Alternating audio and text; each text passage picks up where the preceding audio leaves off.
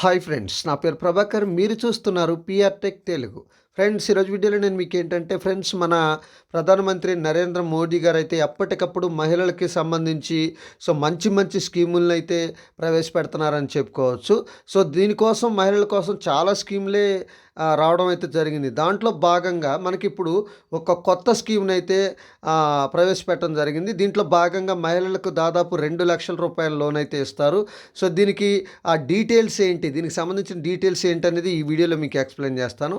దానికంటే ముందు first time మీరు మన ఛానల్ చూస్తున్నట్టయితే మన ఛానల్‌ని సబ్స్క్రైబ్ చేసుకోండి. ఫ్రెండ్స్, దీంట్లో స్కీమ్ పేరొచ్చేసి స్వర్ణిమ లోన్ స్కీమ్ అనేది చెప్పుకోవచ్చు.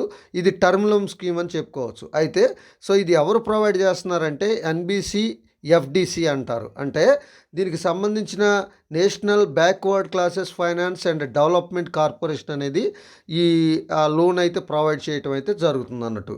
ఇది దాదాపు ఆల్రెడీ ప్రారంభించారు 2 డేస్ బ్యాకు.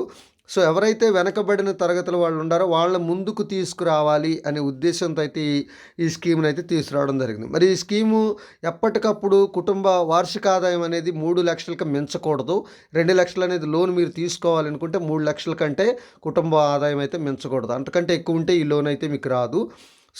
దీనికి సంబంధించి చూసుకున్నట్లయితే ఇది కేంద్రం, రాష్ట్ర ప్రభుత్వాలు గరిష్టంగా మనకు చూసుకున్నట్టయితే 2 లక్షల వరకు అయితే లోన్ అయితే ప్రొవైడ్ చేయడం అయితే జరుగుతుంది. దీంట్లో చూసుకుంటే దీనికి సంబంధించిన డాక్యుమెంట్స్ వచ్చేసి రుణం కోసం అవసరమైన డాక్యుమెంట్స్ చూసుకున్నట్టయితే Aadhaar card, pan card, voter ID card, ఆదాయ ధృవీకరణ పత్రం అంటే ఇన్కమ్ సర్టిఫికేట్ ఉండాలి. ఖచ్చితంగా 3 లక్షలకి అయితే మించకూడదు. అలాగే నివాస ధృవీకరణ పత్రం అంటే రెసిడెన్షియల్ ఉండాలి.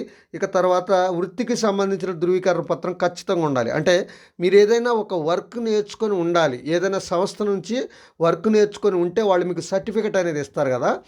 అది ఖచ్చితంగా మీ దగ్గర ఉండాలి. అది ఏ వర్క్ అయినా అయి ఉండొచ్చు అన్నట్టు. ఆ సర్టిఫికేట్ అనేది ఖచ్చితంగా మీ దగ్గర ఉండాలి.